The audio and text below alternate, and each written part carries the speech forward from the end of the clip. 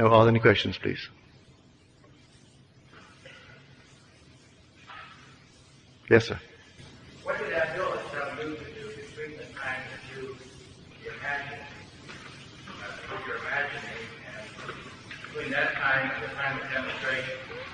Well, I'll tell you in details exactly how we got together. It was 1933. If you remember, there was a frightful depression on in our country. Millions were unemployed. In New York City, you would go through the tunnel into Gimbels from, say, the square where Gimbels begins. It goes all the way through to the Holland Tunnel. They were sleeping with the permission of the mayor. 3 and 4 deep, as far as the eye could go. There's no place to go. In the park, in the summer months, they were allowed to sleep in the park, sleep all over the place. And the long lines for coffee and bread that were there to give them. There were millions unemployed. We then had a population of not more than, say, 130 million, as against today's 192 million. I was a dancer, and if you couldn't eat, you couldn't pay to watch a dancer. So there were no shows playing on Broadway. I think we had 5 Broadway shows, and they were running on paper. Just people passing out paper to go and see them, really, instead of the usual 50 and 60 shows that you used to get. Well, what I'm getting at, I didn't have a job, I had no money, and I was living in a basement on 75th Street, and he lived on 72nd Street, in a very lovely home that was owned by Morgenthau, whose son was then the treasury of our country, a cabinet member, but his father owned this house, but he didn't live there, and he rented the first floor to my friend Abdullah. I said to Abdullah in the month of October, late October, Ab, you know, I've been gone from Barbados for almost 12 years. Came here in 22. And it's almost 12 years. I've never had a desire to go back. But now I have a hungry desire, a haunting desire to go to Barbados. Not a thing stops me but the lack of money. I have no money. He said to me, you are in Barbados. I said, I'm in Barbados? He said, yes, you are now in Barbados. And so you see Barbados, and you see America from Barbados, and you can smell the tropical land of Barbados, see only the little homes of Barbados, and that's all you do. You just simply sleep this night in Barbados. Well, I thought him insane, really. I mean, at the moment, it seemed so stupid, because 72nd Street, we still had 50 and 60-story buildings. And little Barbados was a little 3-story building, almost the tallest that you'd find, and narrow little streets and no sidewalks. And I'm walking on a sidewalk wider than the wide street of Barbados on 72nd Street. Well, nevertheless, that night I slept in Barbados. I assumed that I'm in Barbados in my mother's home. And then I saw America relative to Barbados, and it wasn't under me that night. It was north of me, about 2,000 miles. Well, the next day, I didn't tell him anything. About a week later, when nothing happened, I thought I would approach him. This time we've moved into November. I said, you know, Ab, there is not a thing has happened. He wouldn't discuss it with me. He turned his back on me and went into his little library and slammed the door. About 3 times I tried to open up the discussion with my friend Ab between that moment when I first talked to him and the end. He would never discuss it. On the basis, how can he discuss with me how I am going to Barbados when I am already in Barbados? That's stupid to discuss how I'm going to go when I am in Barbados. And if I am faithful to my assumption, I can't discuss the how. I am already there. Well, this went on. On the morning of the 4th day of December, there's no job, no place to go, and the last boat that will get me there, my Christmas, is going to sail on the 6th. Under my door is a little letter from my brother Victor. And he said, as a family, we were never around the table at Christmas together. That Cecil, that is my oldest brother, he left home before the last was born. Because we have a large family, there's an interval of 8 years between my sister, Daphne, who was the 8th child, and then my brother, Joe. Well, in that interval, my brother Cecil went off to Demerara. So, never as a family were we ever together at Christmas. So in the letter, he justifies why he's asked me to come. He said, I know you don't have a job, and there's no excuse for not coming. And so I'm enclosing a draft for $50. You may need a shirt, a pair of shoes, socks, or something. And I've notified the Furnace Whitty line that you will come for a ticket. So the ticket is waiting for you at the furnace line. Well, I was so excited, I rushed on down to the furnace line, and I gave them my letter.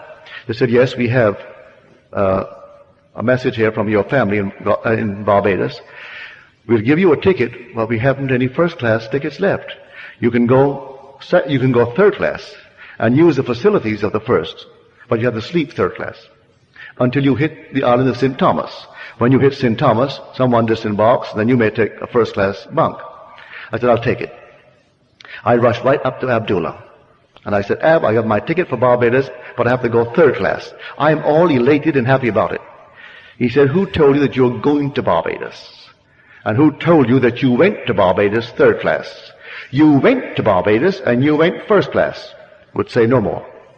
He isn't even happy that I'm going to Barbados now. So I went down on the morning of the 6th day of December with my third class ticket. Went up to the desk as they're checking in the passengers, and I put my ticket forward. He said, I've got good news for you, Mr. Goddard. Someone has cancelled, and you're going first class. And I went first class, all the way down to Barbados. 10 days down, 10 days back, with 3 heavenly months in Barbados. So all that I did, I tried to the best of my ability with his, I would call almost insolence. He was rude. But he taught me by his rudeness that I cannot discuss how if I am doing what I'm supposed to do. He tells me right away, you are in Barbados.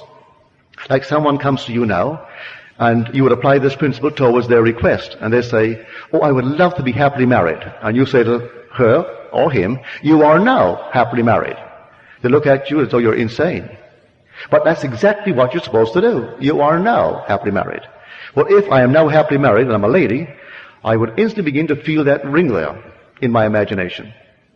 I let others see that I have my ring, for that would imply I'm happily married if it's a wedding ring. And so if I don't wear it from then on, I'm not doing what I'm supposed to do. So in my imagination, I have to go to bed wearing my ring. And actually do all that I would do in that state. Oh, he said, you are in Barbados. And I'm in New York City physically, but he put me in Barbados in my imagination. So that I slept in Barbados to the best of my ability.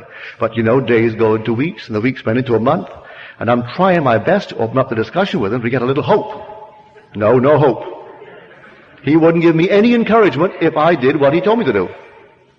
But we all are human enough to want another little discussion, another little push. And so he taught me the lesson that there is no such thing as a little pregnancy. No such thing. If you did it, then you're pregnant. Let the child grow. And interference with it is going to be a miscarriage. You assume that you are in Barbados. Now you're pregnant. The idea is you're going to give birth to a journey and which is going to land you right in Barbados. So you've assumed it. That is conception. Now, don't try to argue. You have conceived. And all you have to do is to be a faithful mother and bear that child. And don't discuss it with me anymore. He never discussed it after he told me I was in Barbados. And I learned so many things from the old fellow. I came back because I wasn't drinking. I brought him 2 lovely old bottles of brandy. The best that we had in the island. 2 lovely bottles. And some rum. So I gave him my father's rum, gave him the brandy. A week later, he said to me, say, how long do you expect those things to last? Learned my lesson. I thought he would sip those things for a year. Oh no, they were gone. And he wondered how long I supposed these things to last for him. And of course he really disillusioned me terribly on so many things because I would go and dine with him. And Abdullah, I was then a strict vegetarian. I was trying to overcome it after I came back gradually. And of course he would sit down and he would have 2 or 3 big shots of rye. I mean big shots of rye. And then he would wash down his meal with a lot of porter. Or it wasn't beer, it was ale. And then he would, at the end, like Churchill, a huge big bowl of ice cream. I said, Ab, how can you do that? Oh, he said, you couldn't do it. It'll poison you because you have fribbles. But you know that God made everything? Everything is God. You're going to see he made something and not the rest? No, God made everything. And he'll send me back to the Bible. Go back to the Bible and read the book of Acts. And Peter couldn't eat the unclean thing. And then the Lord said, slay and eat. For that which I have cleansed, I have cleansed. Then a sheet came down filled with all manner of animals and food. And the voice said to Peter, slay and eat. For that which I have cleansed, I have cleansed. So he said, you have quibbles, Neville.